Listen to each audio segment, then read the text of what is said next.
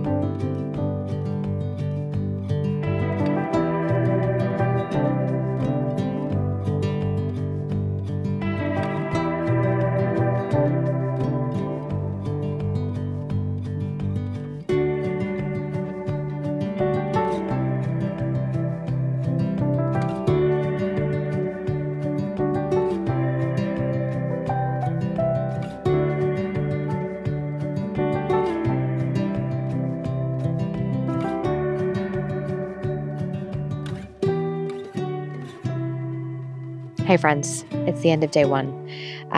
We have swept the patio, we've cleaned the patio, we have done massive amounts of blackberry removal, ivy removal. I mean, really kind of some of the most exhausting gardening. And then we decided we're going to pressure wash this little patio. And as I was pressure washing, as sometimes happens with me, I get a moment to think and I get a moment to reflect on life and what I'm doing. And the thought occurred to me that at one point, someone put in this patio. And maybe it was the previous owner. This was a rental for many, many years. So maybe it was one of the renters who put it in. And yes, I would not have chosen this size. And yes, there are errors with the construction. And yes, water pools to this corner behind me. But at the end of the day, this was once the best someone could do. And they put it here with purpose. And I like to imagine that they enjoyed it. And I just thought to myself, instead of saying like, oh yeah, let's put on some furniture, put on some pots, make do with it right now, I kind of thought to myself, nah, let's pressure wash this and then let's apply some polymeric sand and not just make do, but take this little tiny slice that someone had originally installed and make this into a special little place with its own little magic energy. And anyways, I was just having all these big thoughts as I'm out here pressure washing. And the other thing that occurred to me, and I purposefully wanted to sit back in this chair because the thought occurred to me that there may be someone out there watching that the best they can do today is go to their local home improvement store, buy a plastic Adirondack chair, and sit on a patio.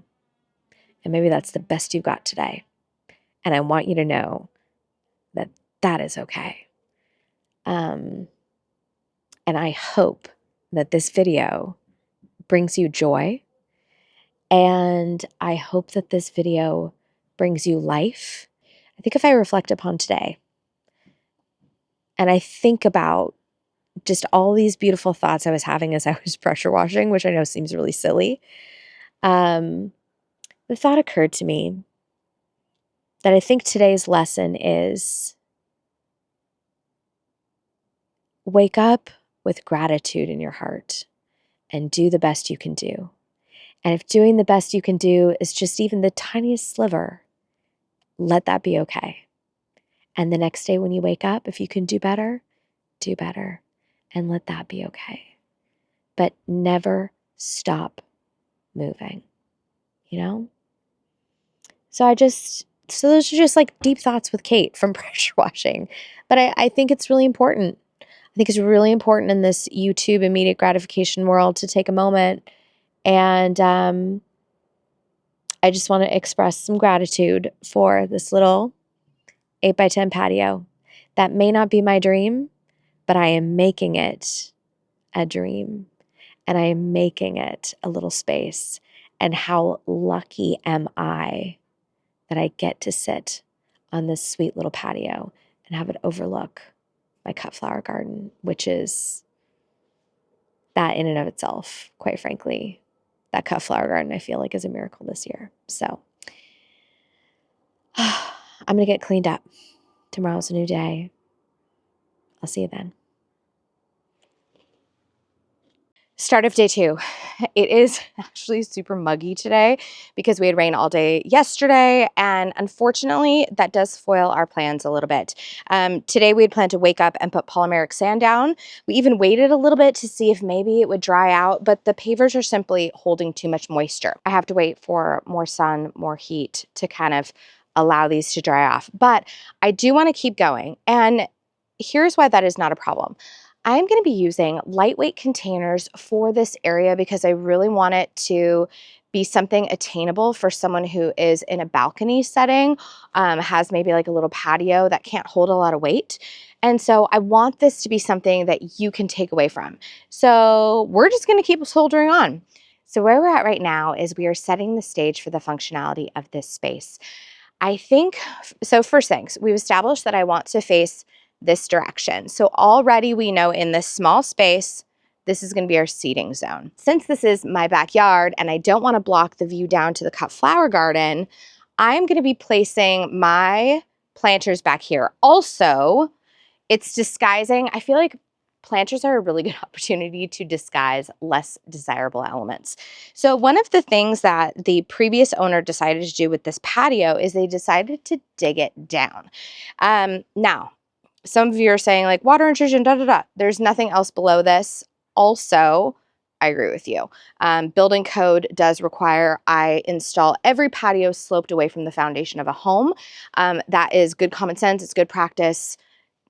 Clients always ask if I can install it flat, and the answer is always no. It needs to be sloped away from the home.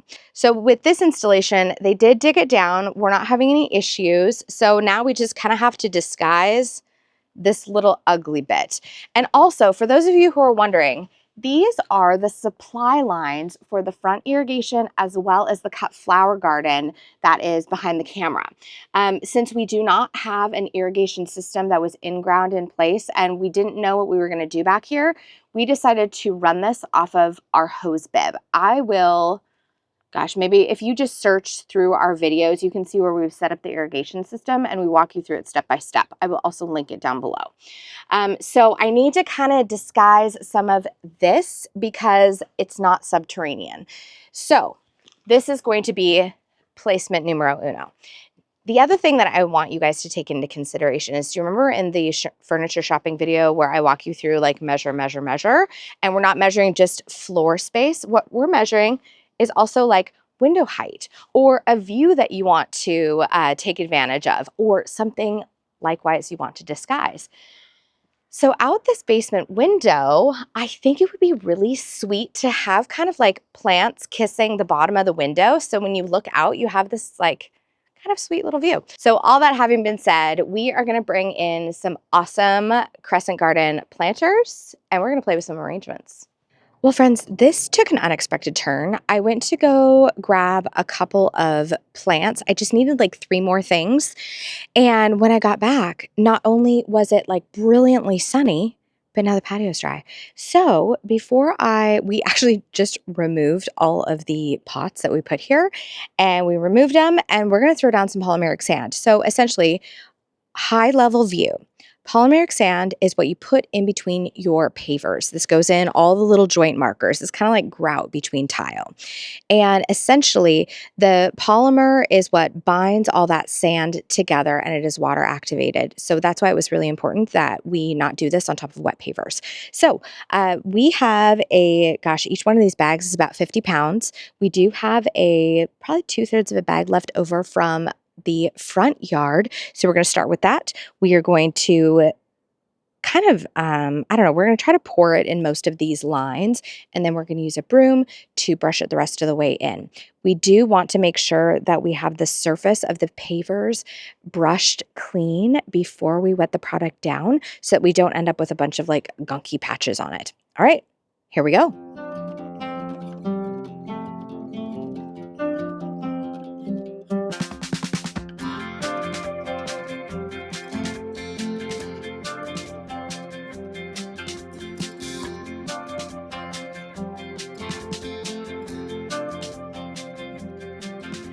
All right, friends, I have my polymeric sand applied.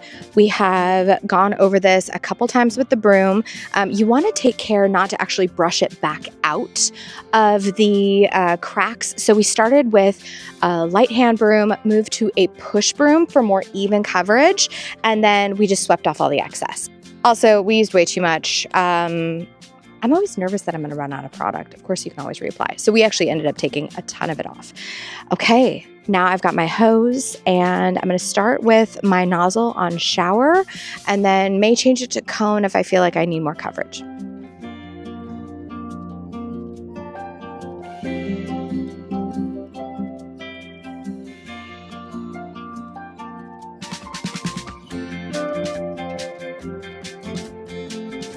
So we've applied the polymeric sand and we've let it dry for a little bit. So I want to move on to essentially what I have chosen for these containers here. So as I mentioned earlier, I'm using all containers from Crescent Gardens.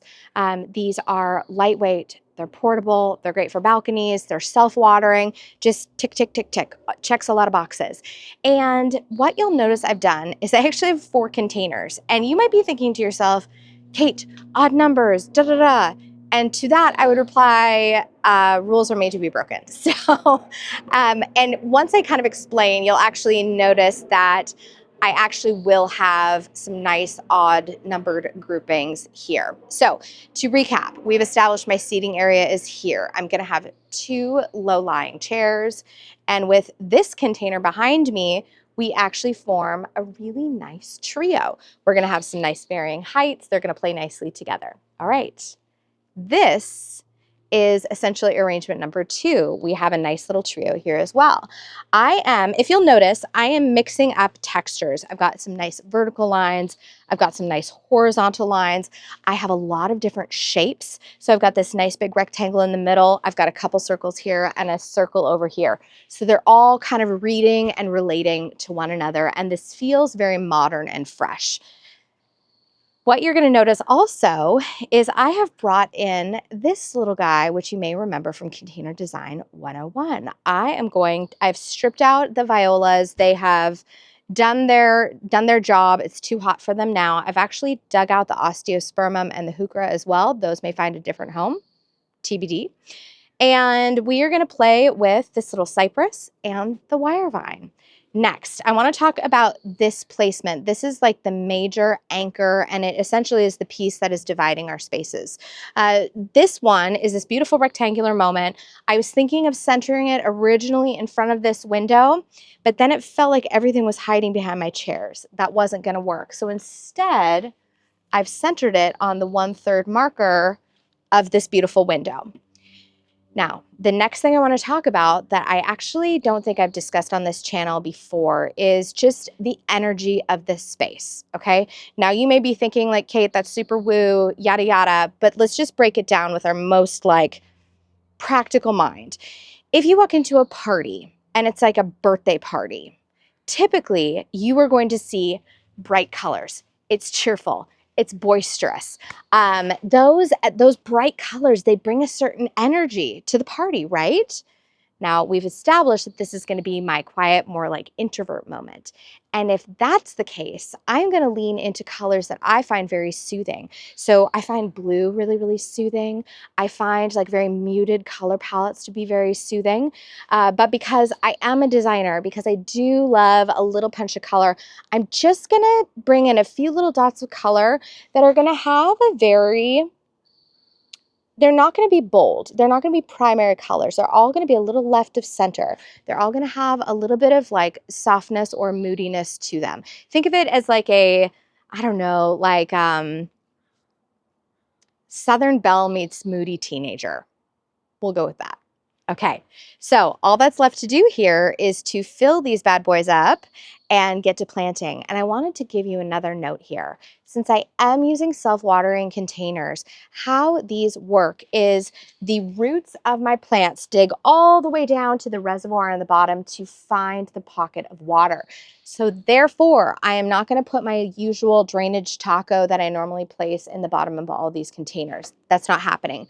We are going to do soil all the way to the very bottom, so that way the roots have a nice little avenue to reach that reservoir. And also, as I fill them, I'm going to kind of pack things down with my fist as I go. Final note here, as per usual, I like to use a lot of organics in my work because my face is in it. So I am using an organic potting soil. The one that I am getting is available locally to where I am. It's made by a company called Carponitos, and it's just kind of my favorite potting soil consistency that I have found in my local market. I have talked about this in a lot of different videos, one with Janie in particular from Dig Plant Water Repeat. And I am starting with a lot of movement because this is on a patio and it is literally up against the back of my house. I want to make sure that up against this real static wall, I'm bringing in something with texture and movement because I want this to feel more loose, more fluid. And so the contrast of a firm surface, especially this concrete, with something loose and fluffy like a grass, that is just, for me, chef's kiss. It's just wonderful, wonderful. And it immediately makes any patio space feel more luscious. Okay, the next thing I'm using is these sad little chickens. On the way to the backyard, they accidentally fell. So I'm gonna use them anyways, don't care. So this is a calla lily called Paco. They are gonna perk back up here, I think, any minute, and they should bloom for quite the long time. But they are in this beautiful, moody plum. I am pretty obsessed with this. What I might actually do is I might clip these and bring them in as a cut flower because they will last forever in a vase. And then check this out. This, every once in a while, it will send out a rogue leaf with this incredible, incredible purple. So yes, I dropped them. Yes, they're droopy. No, I don't care. The next thing I'm bringing in is something that I never usually put in a container, but I really want to play with because I want to see how this is going to perform and potentially use it next year. This is eucalyptus. Now, in my climate, it's not going to grow into a tree, but I do want to see how it's going to work throughout this season because it'll give me an idea of how I can use it moving forward. I'm going to be putting in 2 of these. And also the other thing, I feel like eucalyptus is, I hate to be cliche, but this is the vibe back here. This is my introvert zone. This is my quiet space. This is my little moment. Eucalyptus, it speaks that language. So in she goes. Okay, what else is really cool is that, I don't know if you can see this, but there's just a little bit of this like dusty, plummy pink to the stem. And it's just that subtle little touch that is going to tie this into the rest of our arrangement. Okay, next I bought a few things to play with. I have this cute little monster that I was thinking might be pretty over there. And then I also have these. This is a vinca. This is actually a really great choice. You see this come on late in the season. You're never going to see this early on, but you are going to see it a little bit later. And I thought, gosh, with that mid-tone green, I think I'm going to put a little bit over here. Maybe a little bit on that side. I'm loving this real softness, but I feel like I might need something punchy. Okay, let's take a look at this. Look at this punchy monster here. Okay, I think that's it because look, it pulls in the black of this blacky sweet potato right into the middle there. Yeah, this looks really good. Oh, and a couple of these leaves are a wee bit yellow. I'm not worried about it. It just means it's been in the can for too long.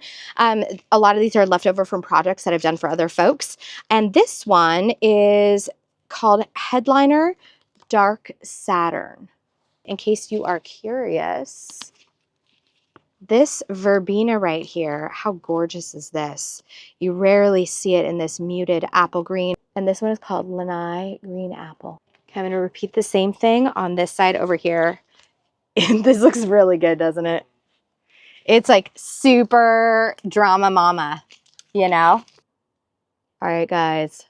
Finishing touch is this verbena, this vinca. This is the annual vinca that comes on kind of later in the season. I never see this in my area in April or May. This is really like, it comes on in June and it just kills all summer. It's awesome. This one is a particularly moody selection. I love it. This one is called Tattoo Black Cherry. And I think it's going to be just the perfect little pop at the back. Oh, and by the way, these come in a 6-pack. And here is the deal. Do not sleep on these little 6-packs because this allows you to purchase a lot of plants for very little, and you can put them in several different arrangements so they all start to read to one another. As per usual, just amending with a little bit of biotone before I start planting. Okay, for this one, I decided to do something really, really fun. And this is for all of you who are late getting in your containers, where the annuals are kind of making their way out of the nurseries. Sub in a perennial. Look at this gorgeous penstemon. This is a beautiful penstemon. It has this incredible dark foliage and it just blooms forever. This is onyx and pearls. And just look at that. Isn't that absolutely stunning? And this is going to be my centerpiece. It just has great height. And as a bonus, when I am done with this arrangement for the season, actually, I think I'm going to turn it this way.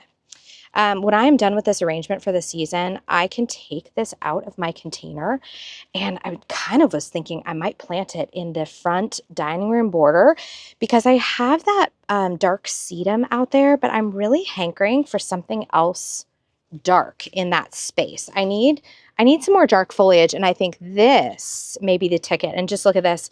Blooms, blooms, more blooms. This is just going to be absolutely sensational. Okay, next. I want to bring in two more elements. The first is my dusty blue-gray element, and for that, I'm going to use a sedum. This one is called Sedum Sieboldii, and what I love about this sedum selection is it picks up the blue-gray of my eucalyptus. It has a tiny bit of that dusty rose at the edges, and this is also a selection that I could pull up and I could put in my garden. And if you guys notice, if I ever use a sedum in a container, I always kind of hang it off of the side because typically the edges are where you get the least amount of water. And so I kind of hang it off the side so it gets a little drapey. It stays a little bit more dry than the rest of the components in the container. All right, the next one is a Thunbergia.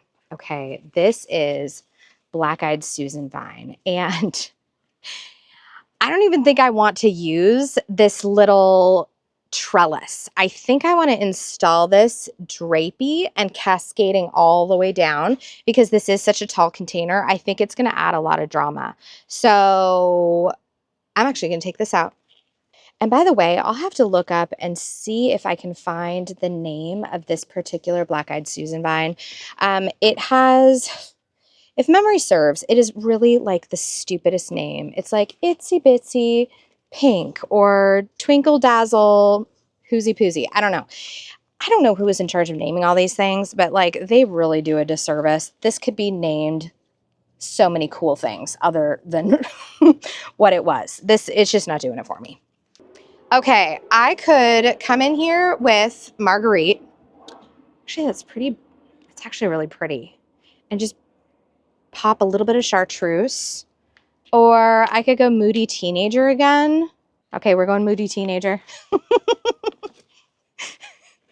Shout out to all my parents of Moody Teenagers. Okay, Brian just looked up the name of this. It is Sunny Susie Rose Sensation. Seriously, are you joking me right now? That is the stupidest plant name. Okay, whoever is out there is in charge of naming plants. I would like to make a stab at it. I would like to give it a go because I think we can do better. I really do. I think we can do better. Woo! She's moody. Brian just pointed out that it's actually really appropriate that we have a moody teenager with like Sunny Susie Rose. This is like when you have a teenager, but you also have like a little elementary school kid who, is just happy as a clam. Okay. All right. Next container. Off we go. Okay, friends. So yes, we have a very eclectic seating arrangement, eclectic group of pots. However, I do like them to relate to one another. So just like we have the penstemon, onyx and pearls over on that corner, we're going to do the same thing over here. This one is just a slightly different shape. It's just a little bit more bushy, but same thing, blooms all season, really, really lovely.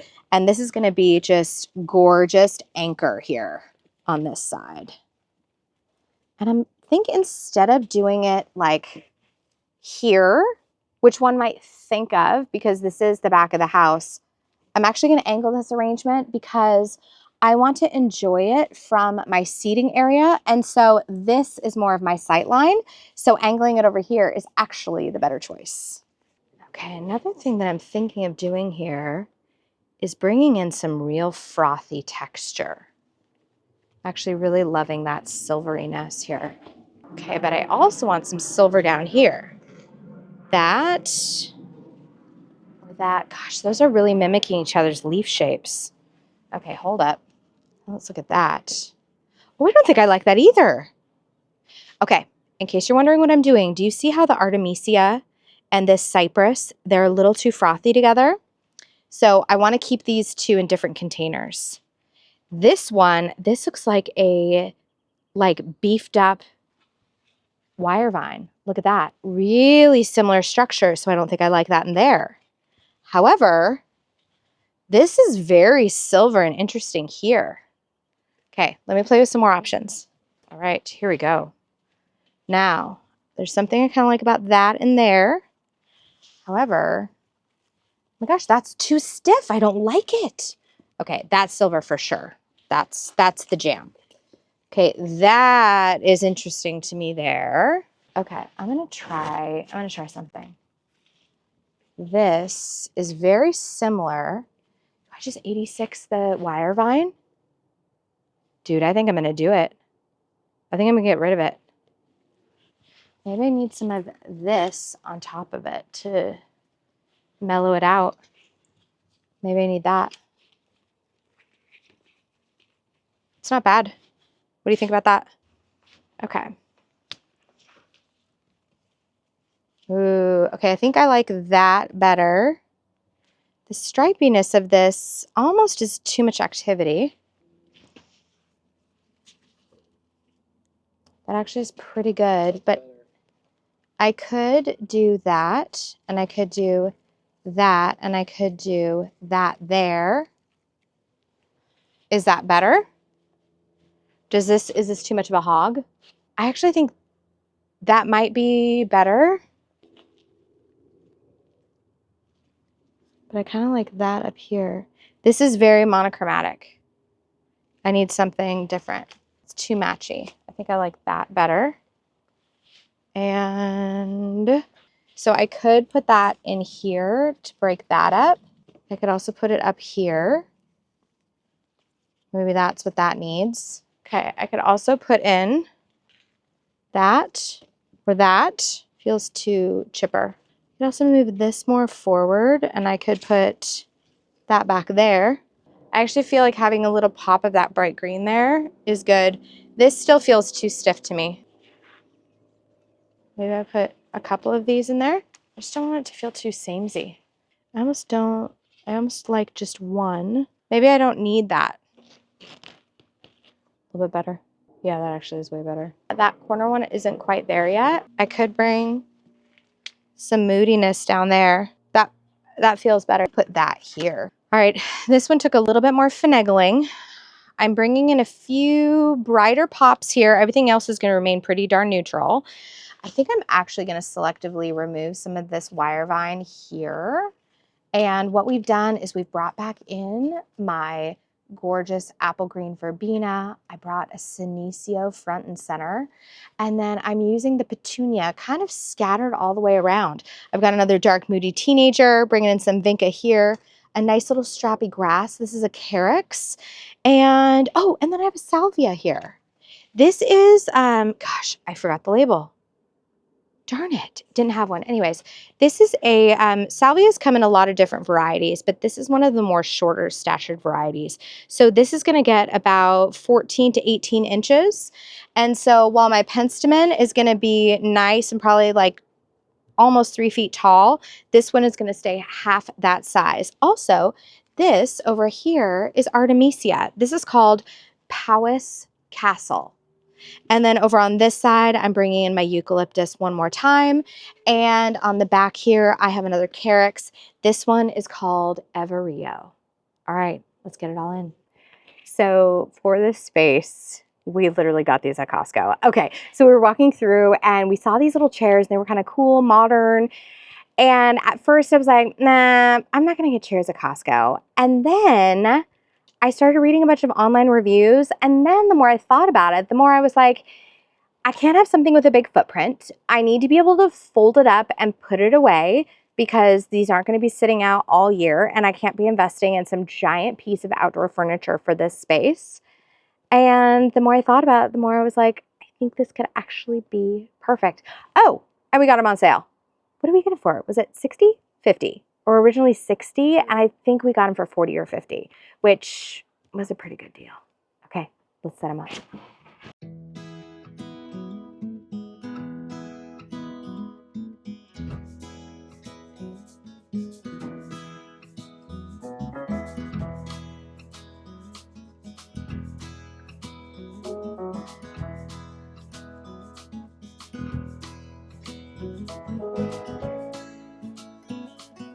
And by the way, these are made of acacia and are sustainably harvested, which is really a big deal for me when I am purchasing wood furniture.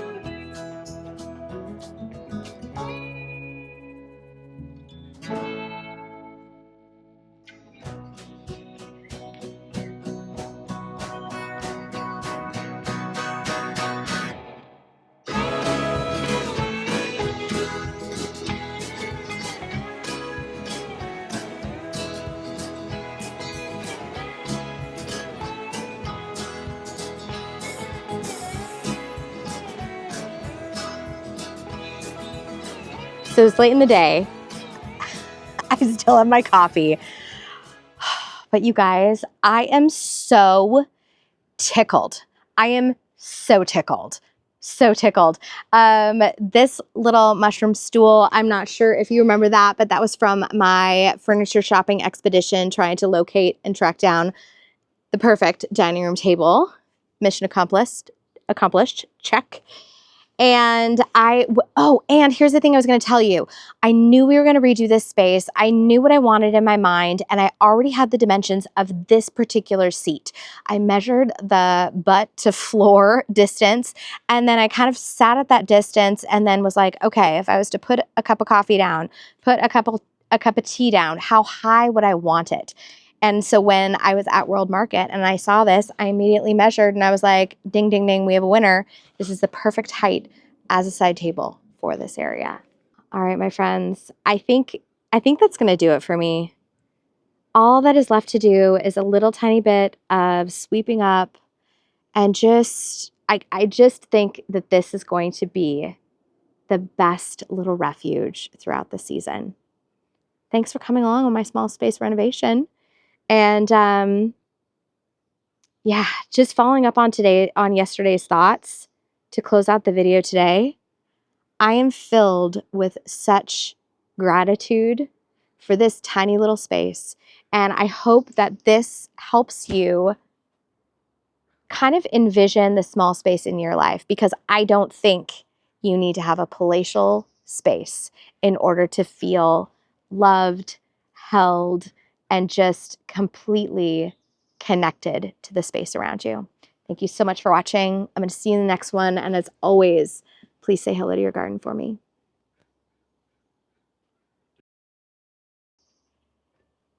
I can see the cutting garden like perfectly.